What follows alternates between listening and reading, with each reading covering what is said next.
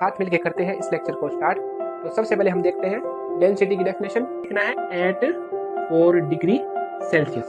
तो कोई सब्सटेंस है, उसके मास में अगर हम क्या कर दें, वॉल्यूम का डिवाइड कर देंगे तो उसकी kg अपॉन मीटर क्यूब ये वैल्यू तो आएगी, लेकिन जो सब्सटेंस हम लेंगे उसकी डेंसिटी क्या आएगी, ऊपर आएगी। तो आएगी वो क्या, कोई यूनिट नहीं है। तो इस टाइप से मोस्ट इंपॉर्टेंट क्वेश्चन है और बहुत ही प्यारा क्वेश्चन है। क्वेश्चन क्या है, वाई पास एक बीकर है, इसमें हमने वाटर क्या कर रखा है, भर रखा है। तो बीकर है, इसके अंदर क्या है, वाटर है, और एक है कॉर्क, एक है आयरन नील। तो सब जो फंडा है, जो खेल है, वो किसका है, डेंसिटी का है। डेंसिटी वाटर से ज्यादा होगी तो ऑब्जेक्ट क्या हो जाएगा, सिंक हो जाएगा वाटर में, और डेंसिटी अगर वाटर से कम होगी तो ऑब्जेक्ट क्या होगा, फ्लोट करेगा। हेलो स्टूडेंट्स, हेलो प्यारे बच्चों, कैसे हो सब आप।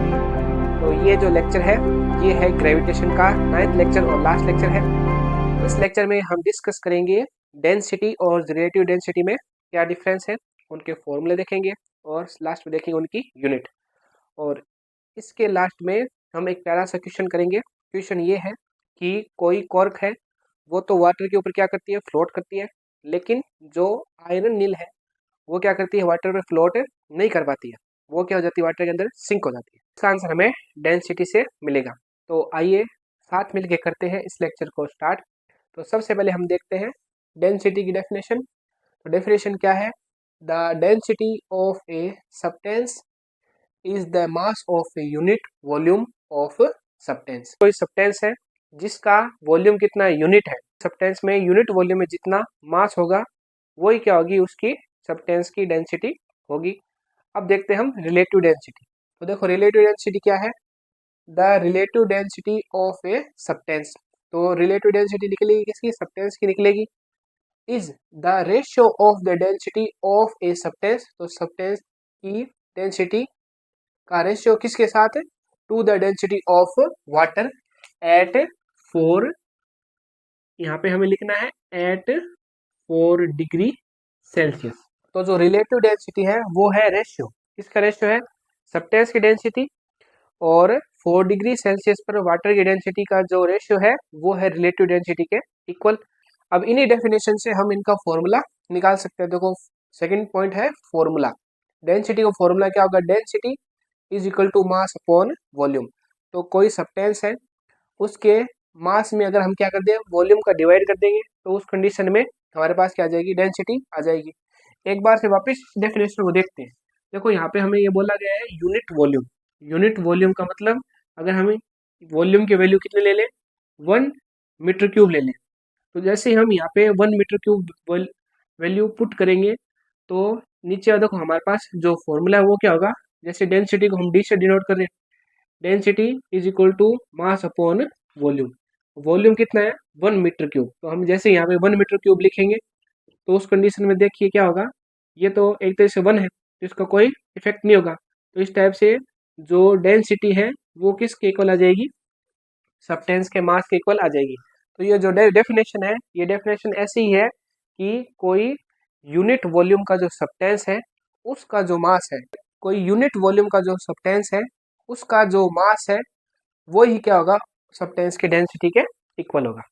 इसी टाइप से देखो रिलेटिव डेंसिटी का फॉर्मूला क्या है, relative density is equal to density of a substance upon density of a water at 4 degree Celsius. तो सब्सटेंस की डेंसिटी में अगर हम क्या करें, 4 डिग्री सेल्सियस पर वाटर की डेंसिटी जो कि एक तरीके से फिक्स है, 4 डिग्री सेल्सियस पर वाटर की डेंसिटी कितनी होती है, 10⁻³ kg upon metre cube.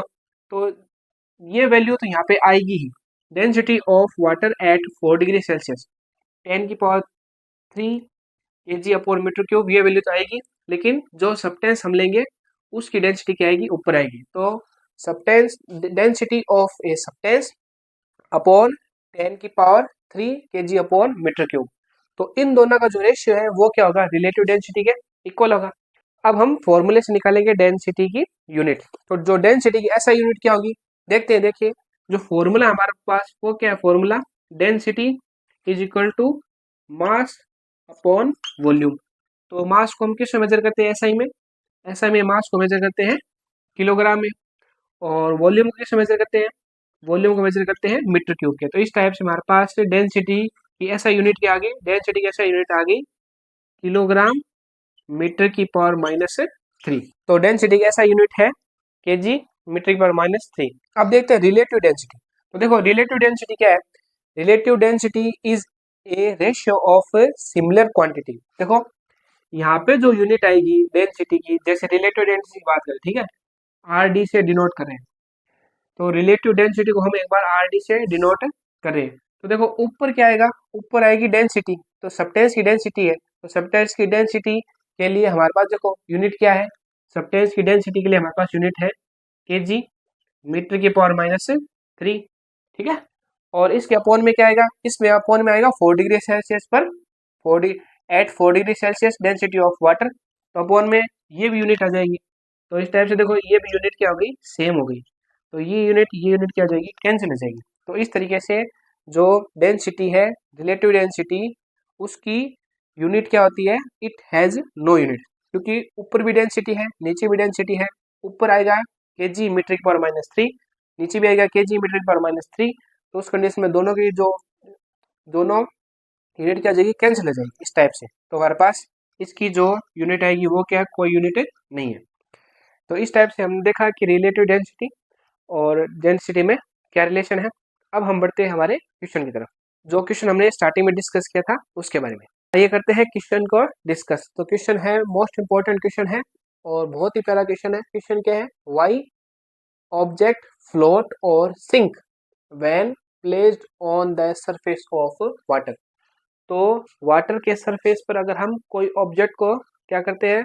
Placed करते हैं, तो कोई ऑब्जेक्ट तो वाटर में क्या करता है? फ्लोट करता है, लेकिन कोई ऑब्जेक्ट क्या हो जाता है? वाटर के अंदर सिंक हो जाता है। तो इसी चीज को हम देखते हैं डेंसिटी से। तो आइए सबसे पहले हम ले रहे हैं कॉर्क का एग्जांपल, फिर लेंगे आयरन नील का एग्जांपल। तो इस टाइप से हमारे पास एक बीकर है जिसमें हमने वाटर क्या कर रखा है? भर रखा है। तो बीकर है, इसके अंदर क्या है? वाटर है। और एक है कॉर्क, एक है आयरन नील। तो देखते हैं कि कॉर्क तो वाटर पर फ्लोट करती है, लेकिन आयरन नील वाटर में सिंक हो जाती है। तो इसका रीजन देखते हैं डेंसिटी से। Has a lower density than water. तो जो कॉर्क है उसकी डेंसिटी क्या है? लोअर डेंसिटी है वाटर से, यानी वाटर से कॉर्क की डेंसिटी कम है, लोअर है। Hence it experience a greater upthrust than its weight. तो ये जो कॉर्क है, ये जो कॉर्क है, ये क्या एक्सपीरियंस करेगा? ये एक्सपीरियंस करेगा ग्रेटर अपथ्रस्ट। कॉर्क की डेंसिटी वाटर से क्या है? कॉर्क की डेंसिटी वाटर से लोअर है, तो डाउनवर्ड डायरेक्शन में होगा इसका वेट होगा, और अपवर्ड डायरेक्शन में होगा अपथ्रस्ट, ठीक है। तो डाउनवर्ड डायरेक्शन में, तो इस कॉर्क की डाउनवर्ड डायरेक्शन में वेट होगा, या हम कह सकते हैं ग्रेविटेशन फोर्स की डायरेक्शन क्या होगी? डाउनवर्ड होगी, और अपथ्रस्ट की डायरेक्शन क्या होगी? अपवर्ड होगी। लेकिन जो कॉर्क है उसकी डेंसिटी है वाटर से लोअर, तो उस कंडीशन में जो डाउनवर्ड वेट लग रहा है उससे ज्यादा अपथ्रस्ट अपवर्ड डायरेक्शन में लगेगा, इसलिए ये जो कॉर्क है वो वाटर में क्या करेगी? फ्लोट करेगी, ठीक है। इसी टाइप से देखते हैं second example. Iron nail has a higher density than water. तो आयरन नील की जो डेंसिटी है वो हायर होती है वाटर से, so the upthrust is less than its weight. तो इसके वेट से जो अपथ्रस्ट है वो क्या है? लेस देन है। तो कहने का मतलब, जैसे हम यहाँ पे जैसे ही इस आयरन नील को इसके अंदर पानी के अंदर ड्रॉप करेंगे, तो उस कंडीशन में क्या होगा? उस कंडीशन में इसकी डेंसिटी क्या है? डेंसिटी है वाटर से ज्यादा, हायर डेंसिटी है वाटर से आयरन नील की। तो डाउनवर्ड डायरेक्शन में वेट क्या होगा? अपवर्ड डायरेक्शन में जो अपथ्रस्ट है उससे क्या होगा? ज्यादा होगा। तो ये क्या करेगी? ये वाटर के अंदर क्या हो जाएगी? सिंक हो जाएगी। तो सिंपल रीजन यही है कि object with density less than water float on the water. तो जो ऑब्जेक्ट है जिसकी डेंसिटी क्या है? वाटर से क्या लेस देन है, तो वो वाटर में क्या करेगा? फ्लोट करेगा। सेकंड क्या है? Object with density greater than water sink in the water. तो जो ऑब्जेक्ट है उसकी डेंसिटी क्या है? वाटर से ज्यादा है, ग्रेटर है, तो उस कंडीशन में वो क्या करेगा? वाटर में सिंक हो जाएगा। कोई ऑब्जेक्ट की डेंसिटी अगर वाटर से क्या है, कम है, तो अप थ्रस्ट की वैल्यू ज़्यादा होगी वेट से, तो ऑब्जेक्ट क्या करेगा, वाटर में फ्लोट करेगा। लेकिन कोई ऑब्जेक्ट है जिसकी डेंसिटी वाटर से ज़्यादा है, तो उस कंडीशन में जो वेट है उसकी वैल्यू अपवर्ड डायरेक्शन में लगने वाले अप थ्रस्ट से क्या होगी, ज़्यादा होगी। वेट ज़्यादा है अप थ्रस्ट से, तो उस कंडीशन में ऑब्जेक्ट क्या होगा, वाटर के अंदर सिंक हो जाएगा। तो सब जो फंडा है, जो खेल है, वो किसका है, डेंसिटी का है। डेंसिटी वाटर से ज़्यादा होगी तब ऑब्जेक्ट क्या हो जाएगा, सिंक हो जाएगा वाटर में। और डेंसिटी अगर वाटर से कम होगी तो ऑब्जेक्ट क्या होगा, फ्लोट करेगा।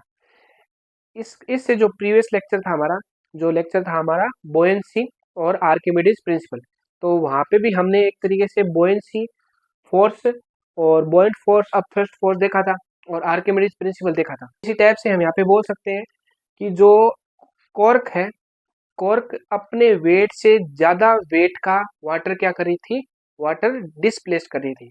तो कॉर्क पानी के अंदर, वाटर के अंदर क्या करेगी, फ्लोट करेगी। लेकिन जो आयरन नील है वो अपने वेट से कम वेट का वाटर क्या कर रही थी, डिस्प्लेस कर रही थी। तो जो वाटर डिस्प्लेस हो रहा था आयरन नील से, उसका वेट क्या है, आयरन नील के वेट से कम था, तब ये जो आयरन नील है वो क्या चली जाएगी, पानी के अंदर चली जाएगी। तो इसको हम ऐसे भी बोल सकते हैं, एक तो इसका कंसेप्ट है कि कोई ऑब्जेक्ट वाटर में फ्लोट कर रहा है या सिंक हो रहा है तो उसको डेंसिटी से समझ सकते हैं। दूसरा है आर्किमिडीज के प्रिंसिपल से।